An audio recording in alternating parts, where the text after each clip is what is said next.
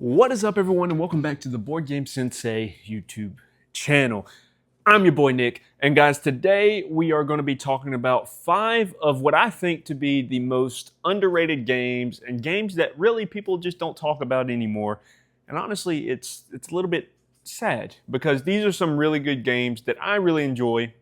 Now, again, this is just opinion. This is just my opinion. But these are 5 of the most underrated games that I think are criminally underrated, to be honest with you.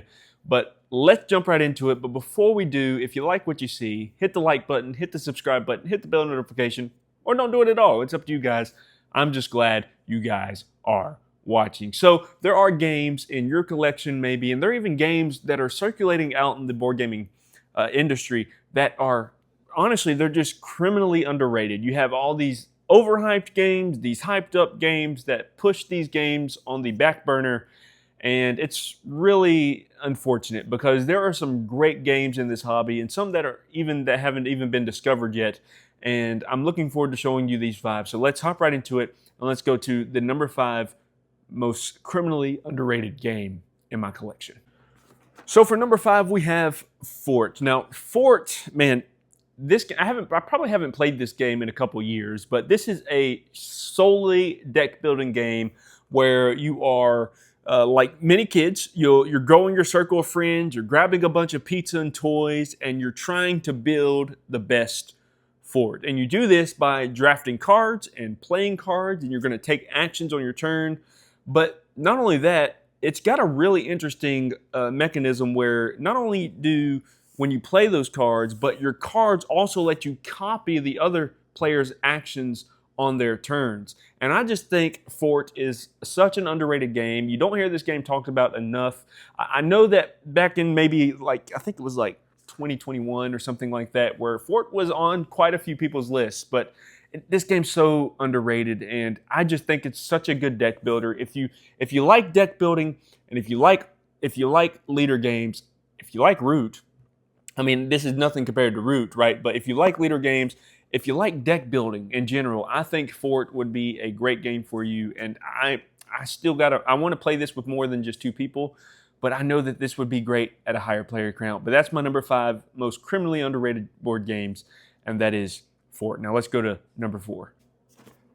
And for the 4th criminally underrated board game is Paint the Roses. Now, I have talked about this game before, and I've shown it to a lot of friends, and I think that Paint the Roses is an absolutely blast of a game. You're royal gardeners, and it's a cooperative deduction game, and you're trying to paint the roses to please the queen, or it's off with your head, right? We all know Alice in Wonderland. We've seen the movies, but you're trying to please the queen. You're trying to decipher these whims because to stay ahead of the axe that would be coming down to your head. And if you mess up too much, then it's off with your heads, right? And this is such a really neat cooperative deduction game. When I first got this game back in 2021, I think it was, me and my wife played this game like hundreds of times. This was still is a fantastic cooperative deduction game. And you don't see them made like this anymore. I really want to try the expansion to this game. Paint the Roses has hit the table time and time again, but it's so underrated. You don't see it on many lists anymore. And man, I just wish this was on more lists because Paint the Roses to me is just one of those games where you can get it out with any gaming group and you can play it and you can have a great time. And that's number 4. That's Paint the Roses. Now let's go to number 3. And this one, I think, just in my opinion, does not get it talked about enough. So if you like Jurassic World, if you read the books, if you watch the movies, I think you'll like Dinosaur World. Now there is a game called Dinosaur Island, which is the first in the series of, I think there's only 2. There's Dinosaur Island, Dinosaur World. And to me, I think Dinosaur World is the better of the 2. It's got more stuff to it. What you're doing in Dinosaur World is you're trying to create this awesome dinosaur park, and you have dinosaurs and amusement things, and you have all these really cool meeples that have all the different dinosaurs on them. and you're laying tiles, you're collecting workers in the database, and it is one of those games that when you get it out, you want to play it again, right? I really enjoy Dinosaur World. I don't play this game enough, but this game is very, very underrated. And for what it is, there's so much, for what it really, honestly, it shocks me for really what it is. There is so much um, strategy, and I think it's just my opinion. The strategy of this game, it's really, really fun, very vibrant in colors, and I really enjoyed Dinosaur World. And if you haven't played any of the dinosaur-ish type games, I guess you could say, like Dinosaur Island, Dinosaur Roaring Right, and Dinosaur World, in my opinion, and this is only my opinion, I think Dinosaur World is the better of the two, right? Dinosaur Island's good, but Dinosaur World just takes what was good and makes it better, and that is my opinion. This is the Kickstarter version, so it's got all the cool metal coins, it's got all the really cool, just everything, right? It's got the cool Pandasaurus headquarters and everything like that. But very underrated game. I have all the expansions to this game. Looking forward to getting those to the table. And again, you just got to get this one played because it is really, really good. That's number 3. That is Dinosaur World. Now let's go to number 2. Now, talking about a game that doesn't get talked about enough. Small World is one of those games that I got when I first got into the hobby. And honestly, really, it's one of the games that we got before I was even in the hobby. Because me and my wife, we would go to Barnes & Noble, we look at the game shelf, and we pick out a game. And this one and Villainous were one of the first 2 games that we picked up. And every time I get Small World to the table, I really enjoy it. I think it's just super underrated, like criminally underrated, because it's got so much content for it now.